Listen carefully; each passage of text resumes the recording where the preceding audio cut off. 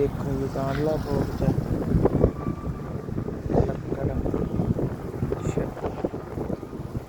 ਸਮੁੰਦਰ ਰਹਿ ਗਿਆ ਉੱਧਰ ਐ ਲੱਕੜ ਲੈਂਦੀ ਹੈਗੀ ਜਹਾਜ਼ ਖੜੇ ਹੈਗੇ ਇੱਧਰ ਦੂਜੇ ਜਹਾਜ਼ ਆ ਪੋਰਟ ਚ ਇਸ ਟਾਈਮ ਕੋਲੇ ਨਾਲ ਆਹ ਹਾਲ ਹੋ ਜਾਂਦਾ ਵੀਰੇ ਡਰਾਈਵਰਾਂ ਦਾ ਆਹ ਦੇਖ ਲਓ ਕੀ ਹਾਲ ਆ ਅੱਡੋ ਅੱਡੀ ਸਮਾਨ ਇੱਧਰੋਂ ਜਾਈ ਜਾਂਦਾ ਆਈ ਜਾਂਦਾ DAP ਲਈ ਜਾਂਦੀ ਹੈਗੀ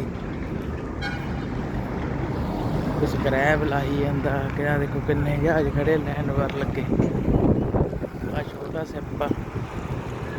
ਇਹ ਜਿੰਕ ਲੈ ਕੇ ਜਾਂਦਾ ਗਾ ਜਾਂ ਪਟਾਸ ਲਈ ਜਾਂਦਾ ਇਹ ਛੋਟਾ ਜਹਾਜ਼ ਆ ਉੱਧਰ ਵੱਡਾ